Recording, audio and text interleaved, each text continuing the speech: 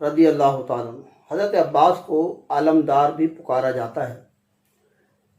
وہ اسلام میں اپنے بھائی حسین بن علی رضی اللہ تعالیٰ عنہ کے وفادار رہے۔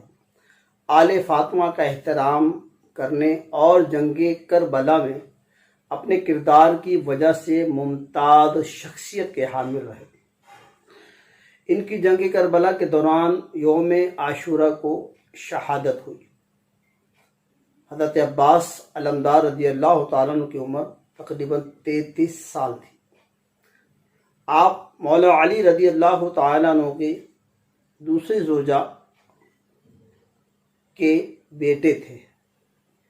امام حضرت عباس علمدار رضی اللہ تعالیٰ عنہ نے جس شجاعت اور دلیری کے ساتھ اس معرکے میں موجود رہے اور آپ کے ساتھ ساتھ رہے، اس کے کیا کہنے ہیں۔ حسین بن علی رضی اللہ تعالیٰ عنہ کے ساتھیوں کی تعداد 72 سے زیادہ تھی، اور جبکہ یزید 30,000 کے قریب تھے۔ حضرت عباس علمدار رضی اللہ تعالیٰ عنہ جنگ کا رخ بدل سکتے تھے، لیکن امام عالی مقام امام وقت نے انہیں لڑنے کی اجازت نہ دی، کیونکہ مقصد جنگ کرنا نہیں تھا۔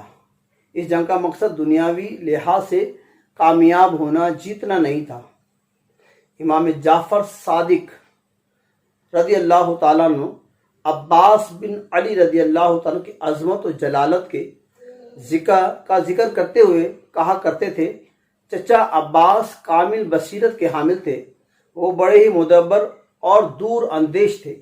انہوں نے حق کی راہ میں بھائی کا ساتھ دیا اور جہاد میں مشغول رہے، یہاں تک کہ درجہ شہادت پر فائز ہو گئے۔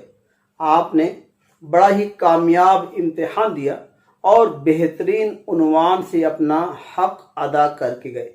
حضرت عباس علمدار رضی اللہ تعالیٰ کی عمر تقریباً 33 سال، اور آپ مولا علی رضی اللہ تعالیٰ کی دوسری زوجہ محترمہ سے آپ کی ولادت۔ اللہ پاک عباس علمدار رضی اللہ تعالیٰ کے صدقے ہمیں بھی حق و سچ پہ کھڑے رہنے کی توفیق عطا فرمائے، سچ کا ساتھ دینے کی توفیق عطا فرمائے، سچ بولنے کی توفیق عطا فرمائے، اور دین اسلام میں اللہ پاک ہمیں بھی قبول فرمائے۔ صلو علی الحبیب۔